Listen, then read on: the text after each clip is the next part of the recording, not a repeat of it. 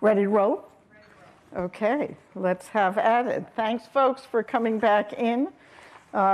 This is a good opportunity. It's a good set of discussions for us to be having. My name is Mindy Lubber. I do work and run a nonprofit called Series, where we work with capital market leaders, with some of the world's largest companies and investors, to integrate climate and sustainability into absolutely everything they do, from the boardroom to the supply chain. And every one of them are interested in working with every one of you, meaning nothing happens without the partnerships of private sector, public sector, and so on. I'm going to dig in a very quick context, but I think we got a brilliant context by President Brown and Mayor Walsh, in that we are dealing with an existential threat. That threat, whether you're a Republican or a Democrat, or whether you live in Beijing or in Salt Lake City, that threat involves us all. There is no running from it. There are environmental and other problems that are unique to one part of the world, but not to another. Climate change, not so much. It impacts all of us. And what we do in Boston has an impact on Rio de Janeiro. And what happens in Cape Town next week will have an impact on Beijing, because of the collective nature of greenhouse gases and how they come. So we've got a problem. I think there's room for lots of optimism, which is not to say this problem is not an existential threat. Getting to the 2-degree goal, the so-called North Star of what the Paris Agreement calls on us to do, 195 countries agreeing to do that. We'll leave the United States action behind, because I believe we could get there with or without the president being signed on to it, if we see the kind of progress we're seeing in the private sector at the federal level, maybe not as much here right now, at the state levels and at the municipal levels. So the opportunities are as strong as the risks, as clear as the risks, and we're going to dig in a bit more about that. Cities, and I don't need to tell you because you are working in cities, you're leading cities. Cities are where the rubber hits the road. Go to Miami Beach and walk down the streets when there is a rainstorm. Right now, it doesn't have to be a mega storm or a 100-year storm. We'll see flooding. We'll see impacts every day. Go to Houston, where we saw what happened last fall, or Puerto Rico. The places that have been devastated, they are our cities, and within them, what's going on, the impacts are at the city level. So there is no better place, no more imperative place, no more essential place than to dig in and look at the risks, to be sure, and we heard a little bit about them, but to really dig in on the opportunities. How do we go at these problems? How do these problems get addressed, not only in a way that addresses climate change, but addresses redeveloping those cities, addresses jobs and the economy, and how to make lemonade out of lemon, and how to build opportunities out of risk.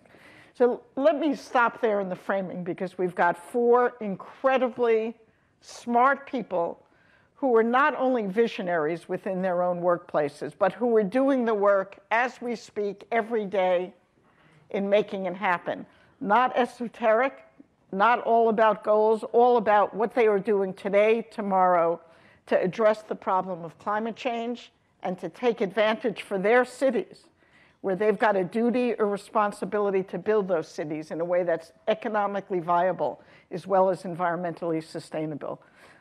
They've got the examples that give us hope, and I hope that each of us could build on what they're doing in our own respective places. Let me quickly introduce them. I'm not going to go into pages of bios. I'd rather hear them talk about what they're doing. But we have Mayor Jackie Biskupski from Salt Lake City. It's a perfect example. She'll tell you what she's doing, but to negate this sense that only people on the East Coast and West Coast, and maybe those Europeans, care about climate change. Last I checked, Salt Lake City was somewhere other than the East Coast or the West Coast. She's a hero. She is doing extraordinary things, and she'll tell us about them, as well as Mayor James Palmer. I think we'll hear a little bit more about how you build cities, how you think about this smartly, economics, transportation, energy, as well as perhaps get a sense of the commitment that I find Europeans bring to this discussion that sometimes I don't see everywhere across our United States. The third is Eric Scheinman from GE Solar, who could look and talk about what they're doing with one municipality after the next, small cities and big cities alike in different places, to create energy that is viable and sustainable and to build jobs at the same time.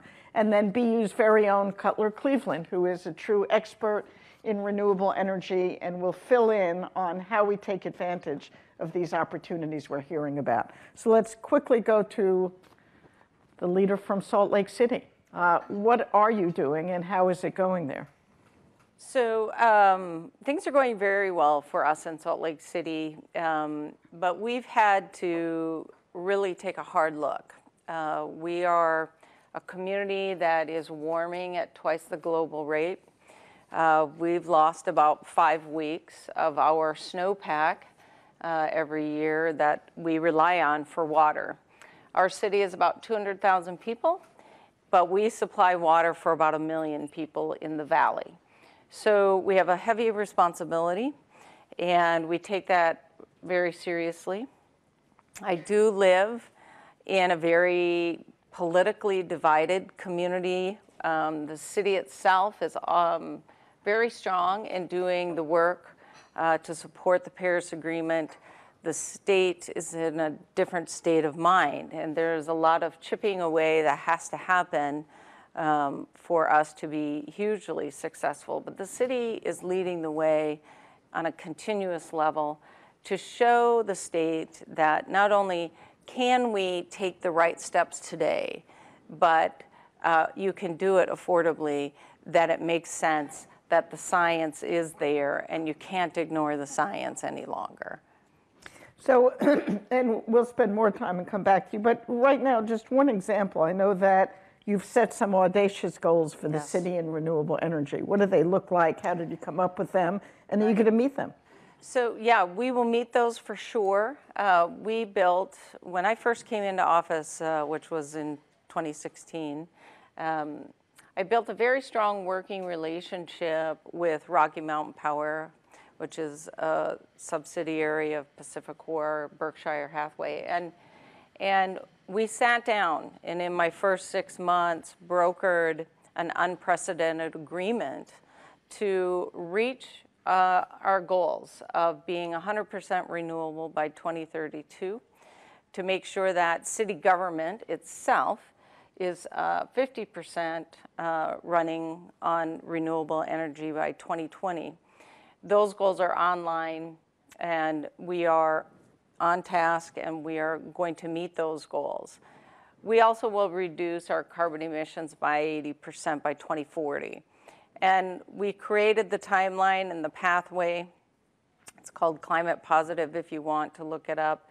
But it's been a remarkable experience working with Rocky Mountain Power. And because of the work we were doing, other communities in the state latched onto those same goals. And so now you have Park City and Moab and Summit County all having those same goals, following our lead and the agreements needed to get there. So it's really the partnership that we have been able to develop. We've worked with Rocky Mountain Power. We've not told them how to get us there. They are the experts, but we have said these are our goals, these are the timelines, this is what we're looking at, can we meet these? And we're getting very good agreements in place, and we're holding each other accountable to doing our part, and the city is very invested. So we are a city where we have the first public safety building in the country that is net zero. We have the first fire station building in the country that is net zero. We have a second one coming online this year. And our brand new international airport, $3.6 billion project, will be net zero as well. Great. Well, that's a great start. Let's come. Thank you. And we'll come back and dig in even a little bit more about how impressive an airport. Think about an airport. Yeah. Is it a brand new airport? Brand new from the ground up. Always easier, not easy. Yeah, easier. Than the older buildings, but how extraordinary, nevertheless. Let's go across the pond for a minute, since sometimes people think cities are different. whether they're in Europe or whether they're in the United States. Of course, we know they're not. But Mayor Palmer from Cambridgeshire, tell us how you're thinking about building, accommodating the growth of your communities around you that you're responsible for. And how do you do that in a way that is consistent with addressing climate change? Well, thank you, Mindy. I'd just like to say it's an absolute privilege to be here in Boston. It's the first time I've been, and what a beautiful city it is. So my challenge is I'm not a city mayor. I'm slightly different. I've got a region, around 1 million people, but in that region are two of the top 5 fastest growing cities in the UK. One of which, Cambridge, UK, is growing exponentially, but is surrounded by a very strictly controlled green belt, which stops it from going out. So my challenge, the challenge that government gave me when I was elected last year, and I'm the first mayor of Cambridgeshire and Peterborough, is, amongst other things, to build an extra 100,000 new homes. But of course, like every growing city, like every successful city and successful economy, we have massive problems with transport, infrastructure. There's been very little investment over the last 30, 40 years into our area from national government or from local government. And so the whole thing is creaking as it is. You put 100,000 new homes into the picture, then nobody's going to move anywhere. So the fact that nobody's invested any money into the infrastructure of our area actually gives us a blank canvas, which is quite good. So we're not trying to amend other systems. We're trying to put in, and we will be putting in, a light rail and an electric system that will link not just the science parks around the city of Cambridge, not just through an underground, the university to those science parks, but through spreading out into the wider countryside, new garden villages, which will provide the housing that will pay for the infrastructure. So the challenge is to make sure that in putting in world-class infrastructure now, that we make it as attractive to use as possible, whilst at the same time as clean to the environment as it can possibly be, and that's the biggest issue. So it's not just putting in an electric railway or metro, rechargeable metro, whichever one we end up choosing. It's making sure that the infrastructure around that is not attracting masses of cars to come in to then feed into the system. So quite the traditional way of delivering infrastructure in the UK, is exactly the same here, I'm not sure, is where there's a station, usually there's a big car park. And where you have a big car park, you create traffic problems. And if you're going to put in our case, an extra 100,000 homes in there, then those problems are just going to get greater. So we're looking at thinking we've borrowed stuff from all over the world. That's one of the reasons why we're here, to steal ideas. I hope you don't mind. One of the things we're looking at is an idea that's come from Holland, which is hybrid-oriented transport, HOT. And the research there has shown that people will cycle, and they like to cycle, but they won't cycle more than 4 miles. So if you put cycle routes that spread out 4 miles from your stations, but you don't put car parks there, the only real option of them to get there is to cycle, or the other option is public transport. And the other thing that we're looking at with buses, rather than buses going from point A out in the countryside into the centre of the city, we want the buses to actually link into the stations, rather than try and all cram everything into the city of Cambridge. So it's a vision that takes advantage of the newest technology, and we're quite well placed to do that, because our brilliant technology and science industries are feeding us with the information we need, the data we need, and the skill set to put in infrastructure that not just last, that will not just provide healthy and clean way of getting into work, but also will help us deliver the housing that we need to feed our economy. And of course, it's very important to make sure that housing is also thoroughly thought through in the same way, with the same mindset. Great. Let me follow up just with one question, and we'll get into it even a bit more later. That's a great plan. It's a brilliant plan. Do you have the support of the federal government, or the equivalent thereof in England, the private sector, those who are building the buildings, those who are building the transport? not only technologically, but the right technology, but the right financial support to make sure you could do what actually you must do. Yeah. And we're going to all look to you to create that model. Well, I think in my case, I can't look to the government to give me the money to do it, because they will not spend their money in the relatively wealthy east. They tend to spend their money in the less well-off north and middle of the country. So if I'm going to expect government to hand me £3.5–4 billion to build the system out, I might as well whistle. It's not going to happen. So I have to be creative in how I find the finance. And because we're building out in the countryside, if I cap the value of the land and sell market homes on that land, the uplift in the value of the land over a 40-year period can create £3 to £5 billion in that corridor. Then we can look at other methods of raising finance, such as tax incremental funding, which is something I know is used in the US, not really as much in the UK. And earlier on in the panel, the guy from Veolia, I've forgotten his name, my apologies, he made a very good point, which is absolutely right. There is no lack of finance to build out major schemes. There is a lack of major schemes. So you know, if you're bold and you've got the vision, they come calling.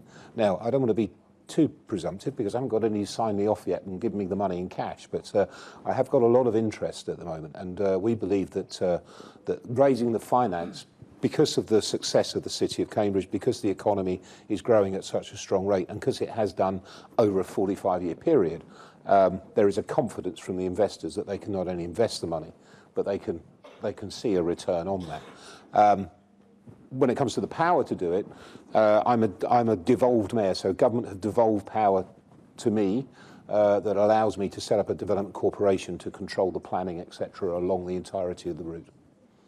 Great. Well, we will all be watching and using you as a bold example of what can be done. What can be done is being done, or certainly some of those things. And Eric hails from GE, who's been a unique company on many fronts in technology, but certainly solar energy and wind energy. I've seen some of the wind technology that you have built, some of the largest wind power generators I've ever seen in my life, and somehow you move them across the world. But you have an expertise in solar, and some of the projects are in municipalities around the country and around the world. What's working and what's not, and what gives you hope? Well, what we've seen is, so what we do is we work with municipalities and townships to create an alternative energy solution for them if they have goals such as you have, where it's based off of both carbon reduction, economic savings, and meeting the needs of your constituents and the growth of your communities, et cetera. And so what we've seen and what we've actually built, this is in your reach, I guess is my point, right? And you're proving it, that the technology that is out there, coupled with the financing that is out there, coupled with the smarts and the engineering required, can give you localized solutions while you're waiting on your collective voices to rise up and get the national solutions, right? You can do localized solutions. Just a couple examples. So we're headquartered in upstate New York, where Thomas Edison actually started GE. And in that community, this is not Boston, this is not New York, this is not Salt Lake City, this is a smaller community. They, instead of doing aggregation at the millions of people and saying, take our purchasing power and buy renewable energy for us, Mr. Utility, they don't have that. They can't think like that as some of you may be able to. But what they do have is they have townships, small townships in the area. And they pooled those townships together and they created a consortium. And in that consortium, they said, together, we can take advantage of something here. And they went out to market and said, who can solve this? Who can meet our renewable energy goals, plus collectively save us money? And by the way, what can we do? And so what we're doing, and which will work, which will make money for everyone in it and achieve the carbon reduction goals and all the other goals that they had, is they have a lot of land within their municipalities. They have a lot of just areas that will not be needed for immediate futures. And what we were able to do is come in and develop large solar solutions on those plots of land, and then through mechanisms within the grid, they can each take purchasing power on the different solar installations and then use that power to offset their entire police headquarters load and take that 100% to solar. They can use some of it and divert it to the school districts, or some of it in the Department of Public Works, et cetera. So you aggregate, and that's amongst townships. So township here, township there, township there.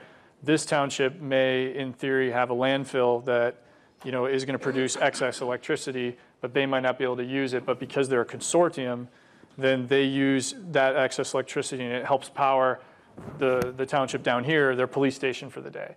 And figuring all that out is what we do, and that you're seeing that in the market. And those are the decentralized ways that you can move forward as you also work on your large national initiatives or on your larger initiatives where you're trying to really get the utility to say, no, I demand carbon reduction, I demand renewable resources. The no-brainers for a lot of these communities were take my landfill. I'm never going to use it. And the technology price point now for renewable technology, it makes sense. It actually does pencil. It's not a cost adder. It's economic. So we're seeing it. We're doing it. Jobs in the community, are they coming with? Every time. So again, my family is from upstate New York, so I take a personal pride in any time I can try to do something in your own community. And in this particular example, the technology itself and the design of it, yeah, that's my team, and that's what we do at a global scale. But when you execute on that, and when you actually have to go out and do civil work and electrical work and mechanical work, that creates jobs, right? That is, you can pull that from the local community. The people in your local community already probably have the skill sets that they can do it. And at least even in that community, their community colleges are gearing to put more people into those jobs because of the growth of that need. And every place, and so that's an example, but we do things here in Boston, we do things in California, in Arizona, and everywhere in between. And everywhere we go, you're always taking from the local community because it's the best option to get the project built. And so it's always an economic incentive on top of it. How do some of these projects begin? Do you all say, here's a community that would be well suited to do X? Or does somebody like a mayor in this room come to GE and say, we've watched what you've done here or there, what's the model for my community? For us, it's been a combination of both, I'd say. We tend to have a very good grasp on U.S. energy economics, and therefore can pinpoint what communities and what areas of the country this is going to make the most sense for. Because I'd rather lead with, this is going to pencil for you economically, and oh, by the way, this is also going to be great for your renewable energy initiatives. And so we definitely target that, but oftentimes we'll also get the reach out from the municipality leaders and the mayors, et cetera, who have a vision. And sometimes it's tough to put that vision into actionable steps. And I actually really feel strongly that that's where you should lean into the business community, even if eventually you have to go out to RFP it, or if you have to go through a long procurement process, you'll gain an incredible amount of immediate real-time market data by coming to a company, whether that's GE or not, and saying, I have an issue, I have a vision, how do I get there? And I think it's the same experience you had when you reached out to Rocky Mountain, right? They're like, okay, I hear you. Here's what we can try to do. And whether you go with them or not, or whether they can make the solution, I think that's where industry can help. Great, and it is another example, not only, the risk is real, but the opportunity of bringing new energy, bringing emissions down, bringing jobs into the community, forming partnerships between the private sector and the public sector, that's what it's going to take, and we need to look at how those things really work and drill down to make sure that we could see them spread out, not to 200 communities, but 2,000 and then 200,000. Again, from our perspective, I'm not doing things right now in Salt Lake City, and so I could learn from what you're doing. Yeah, I'm going to give her my business card, but I'm doing things in California, and I'm doing things in New York, and I'm doing things in Massachusetts. So every day, I actually represent the people in this room, and that's what industry I think can help you, because I can't run my business with a focus just on New York. I have a New York-based team, and then I have a Massachusetts-based team, and that collective knowledge can be applied across the board and can help come with solutions. And again, if the commercial opportunity doesn't flow from it, that's not your problem, right? And that's what you get from reaching out to industry. So I would encourage that to the extent you can. opportunities abound, and Yes. they're great. Cutler, what are you seeing across the country, across the world on the opportunities? What's giving you hope? Then we'll dig in a little more on some specifics. Sure. Thanks, Mindy. Nice to be here, everyone. So to answer that, I thought I'd approach it from a slightly different angle on a theme that we've heard a lot last night and today, and that is cities as leadership. And particularly in the United States, this is important when leadership in Washington is leading in the wrong direction.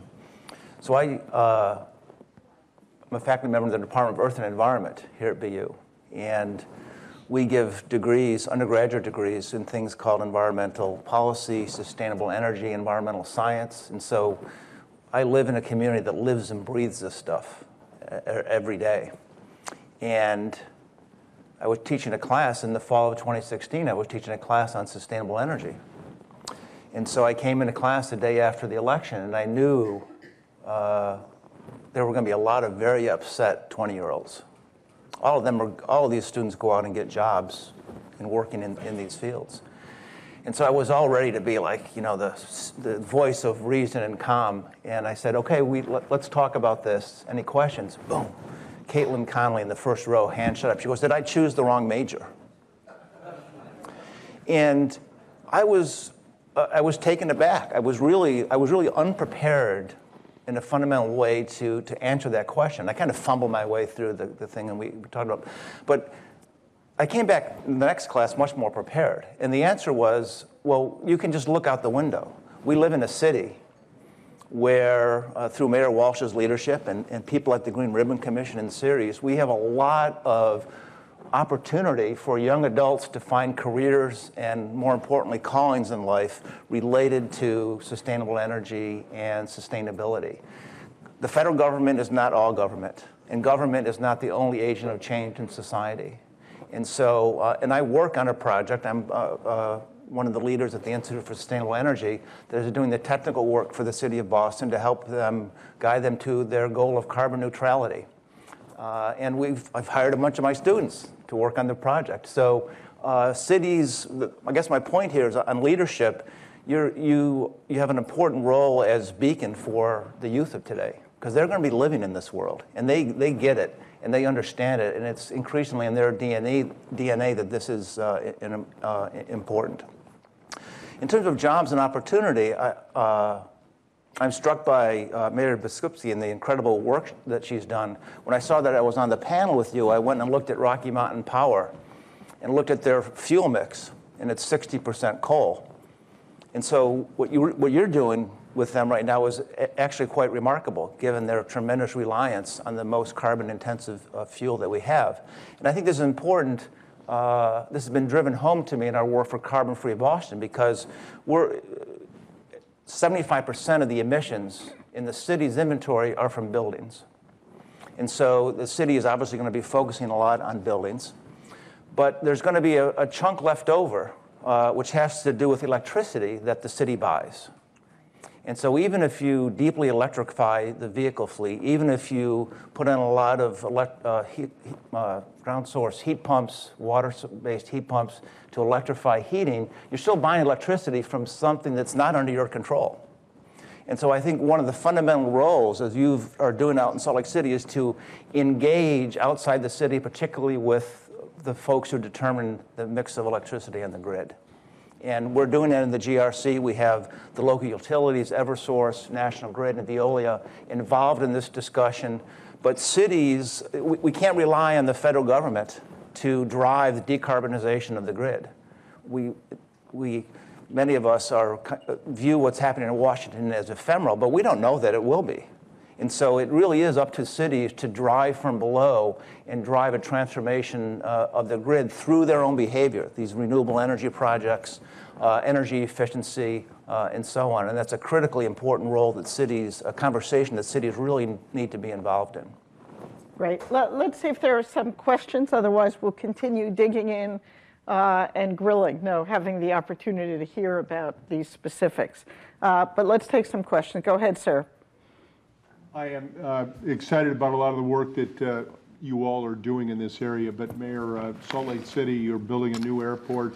Could you talk a little bit quickly about how you're funding that airport? Yes. Just identify yourself. Frank County Mayor, Des Moines, Iowa. Wonderful. Go ahead, sir. Yes, so Salt Lake City runs the international airport in Utah, and over the last decade and a half, we had been preparing for this moment in time, putting money away. So we had saved tens of millions of dollars, probably about $100 million actually, over that window of time. We had built a tunnel, a transportation tunnel underground, covered it up, and we're very glad we did that because it will now connect our two new concourses to each other. And then Delta came in and locked in with the longest lease agreement in the country through 2034 and invested heavily. And so when I sign a $1 billion loan, I know that I have a business partner with me who is helping to pay that loan. So no taxpayer money is being invested in this brand new airport. And we're very grateful to the tremendous team out at the airport and all of the preparation that went into us being able to have this moment in time. Our new concourse, the initial one, will be done by 2020. And then 2024, the entire project will be done. And the total cost is, did I see? 3.6 billion. 3.6 billion? Or 3.3, somewhere in there. And no public dollars, you said. No taxpayer money. Pretty impressive. A lot of it goes back to that whole thing Marty was saying about planning. You have got to plan for your future. And people were planning long before I came into office. And those plans are coming to bear tremendously for us. I'm just fascinated by expanding 100 million to 3.6 billion. Yeah. The leveraging of money and the partnership we created with Delta. You know, we initially were doing one concourse, and as the project unfolded, they decided to invest in a second one, so that will start being developed as well and is underway. And we opened the tunnel, and I saw it myself. It will work. It's in great shape. Great. Amos. Eric, can you give us a sense of what's going on with the cost curve on solar? And specifically, whether a domestic source is something we should plan on, or this would be... Oh, the dollar contract, lending fees. Sure. So, you know, with the tariffs and all the things that have happened over the last, call it 6 months, we have seen virtually no movement in solar module pricing from outside the United States. I mean, it's very minor. It's a little bit here and there. So its impact has not been as far-reaching as I think others had expected, or that was maybe the intent. And so I do think, you know, to comment on that, where there is potential this is the hardest piece. In the solar module itself, technological differentiation is incredibly hard to achieve. And that's cost and efficiency of the actual panel. And you have an incredible infrastructure already set up overseas that have mass capacity. And it's going to be hard domestically right now, and the challenge domestically is to leapfrog what is already out there.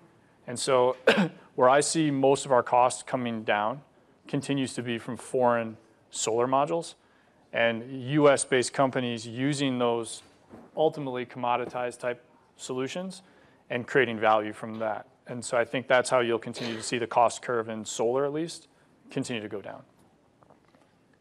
Speak to the shape of the cost curve going forward. I guess you've got to leave real estate out of it, but all the other factors, what's it going to cost us to produce a kilowatt hour? It's going, I mean, at the utility scale level, you know, it's going to cost, you know, in the 3 to 5 cents, you know, and that's without ITC going forward. And that's pretty cheap. and it's already there, but that there's some national policy that still plays into that, and it's going to continue to go down. And at the local level, at the what I call the commercial industrial type level, municipality level, that's probably 5 to 7 cents without any incentives. And where there is a lot more outside of just the solar module, the inverter, and the racking and the labor, there's a lot of soft cost that continues to go down. So as states have gotten better with policy, as labor has gotten more efficient in how they implement, there's still at least 30 to 40% to take out of that number. So I'd say the curve continues. Great. Cutler, did you want to add to that? Yeah, just to follow up on that, this is often a point of confusion that is out there in the more general discussion about renewables. Folks who argue that, well, we can't push too quickly towards renewables because they're more expensive than fossil fuels. In the case of electricity generation, that is just flat out false. And if you look at the data on what's called the levelized cost of electricity, what it costs to build and operate and maintain any electric generating unit over its lifetime compared to the electricity it produces, in the United States, onshore wind, without any subsidies, is as cheap or cheaper than natural gas, flat out. Solar is close, and in many cases is cheaper, and solar has, even more so than wind, has a much greater potential for cost declines as modules get more efficient. So the market is already demonstrating that these renewables are in fact cost competitive, and they're way cheaper than coal and nuclear. Way cheaper. Way cheaper. Cutler, you talked about natural gas. There's some really interesting work you're doing in Salt Lake City to phase out natural gas. Yeah, and that work is underway, and we're still negotiating our path forward. And it's an interesting time, the natural gas piece of things. It is kind of the elephant in the room that nobody talks about.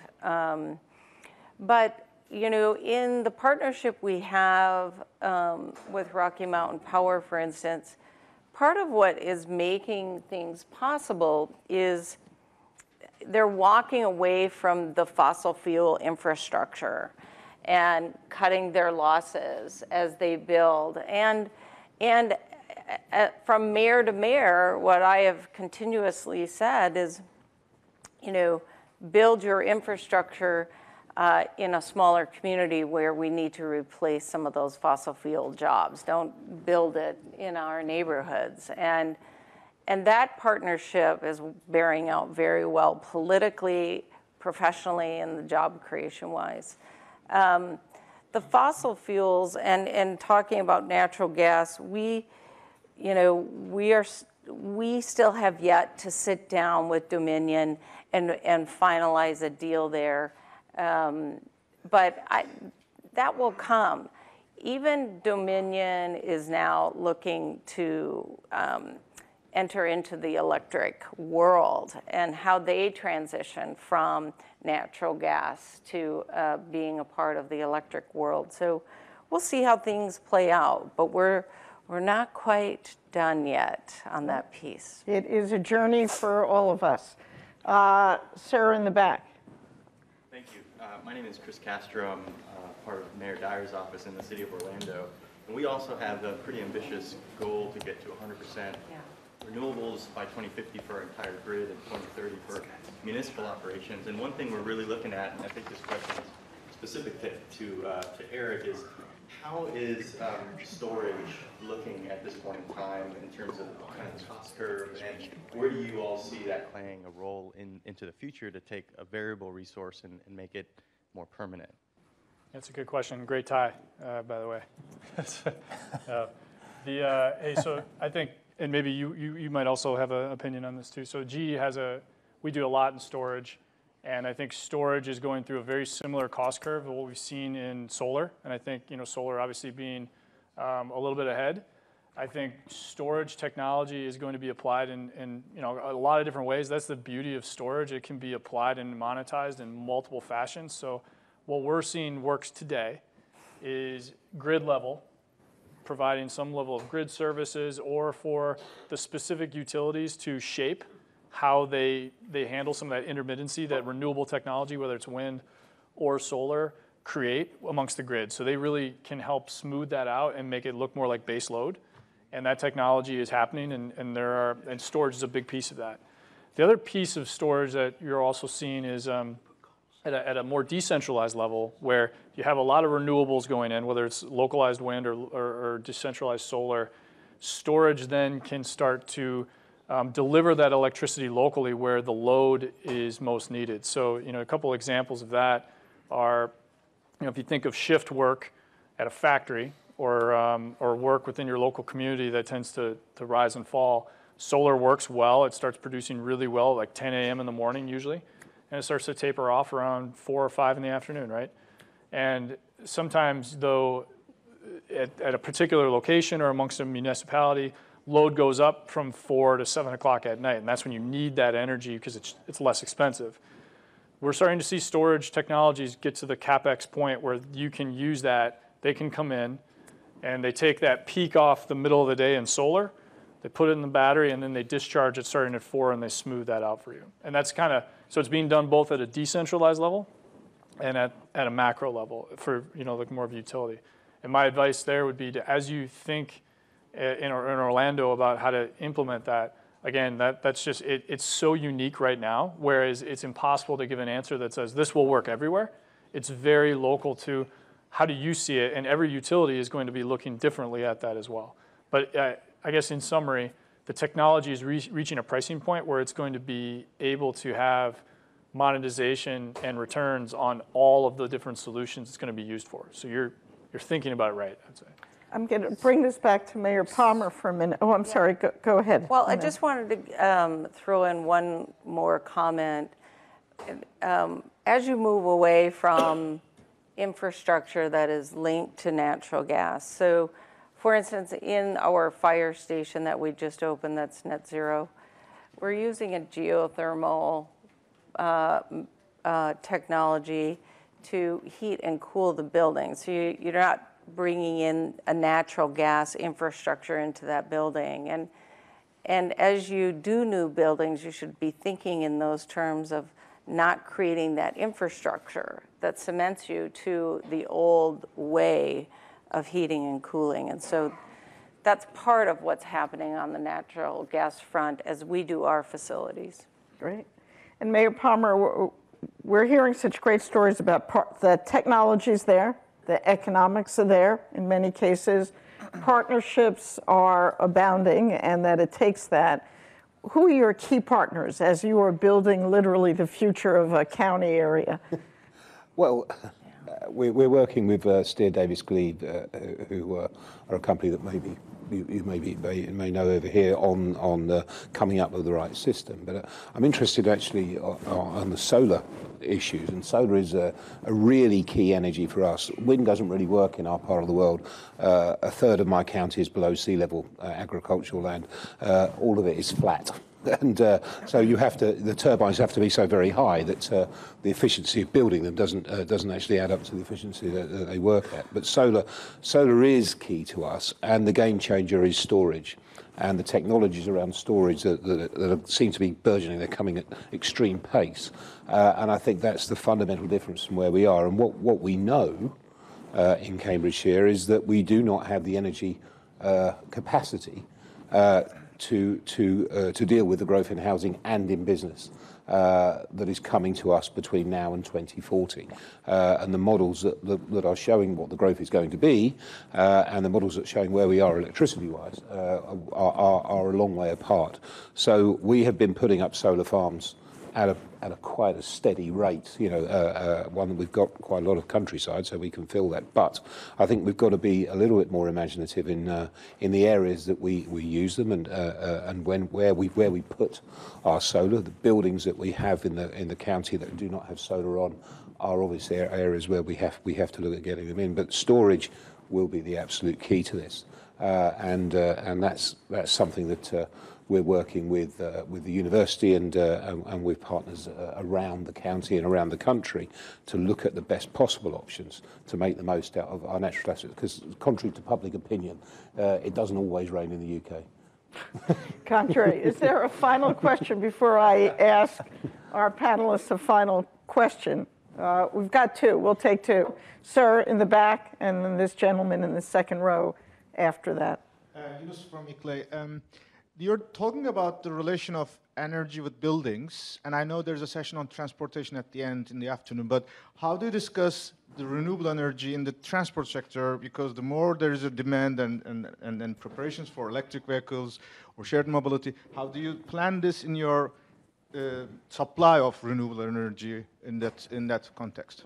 Sure. I'd be happy to share. So one of the exciting things that Rocky Mountain Power is working on for the state of Utah and is essentially a transportation grid, a rechargeable line, should we say, for electric vehicles. And the tagline is from Yellowstone to Disneyland.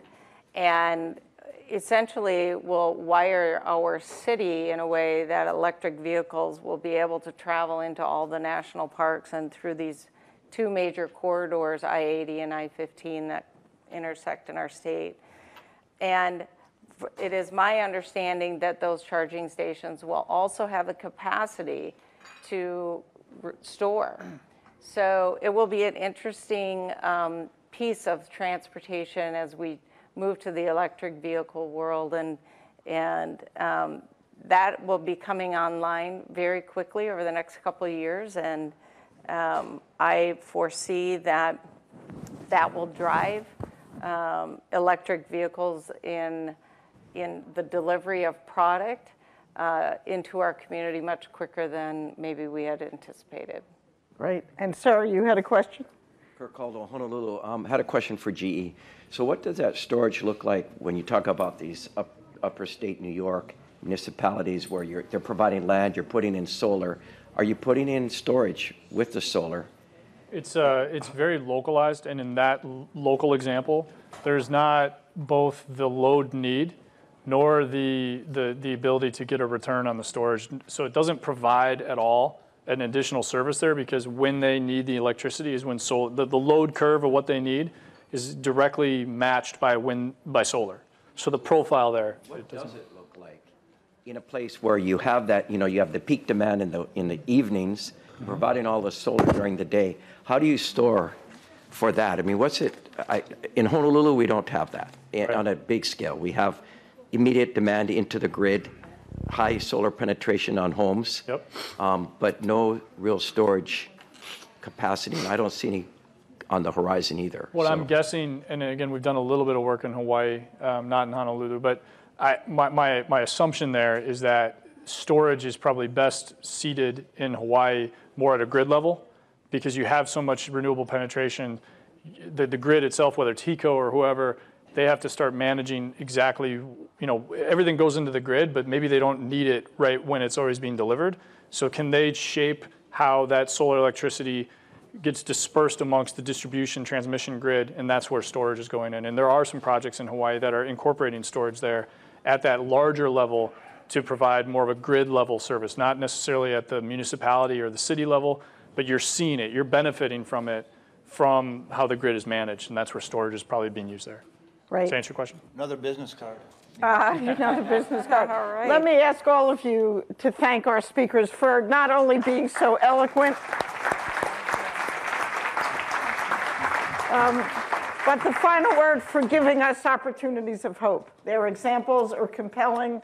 There's much that could be done, and it's being done every day. Thank you again. You're welcome. Ladies and gentlemen, that concludes the morning session. We will now break for lunch. Please listen carefully. All those with an A-level badge, please make your way to the 4th floor. All G credentials, please make your way to the trustee lounge for an extended break. If you are headed off campus, please plan to be back by 12:40 for our fireside chat with Ann Finucane of Bank of America and Secretary John Kerry. Again, 4th floor lunch is for A credentials only, and this lunch is closed to the press.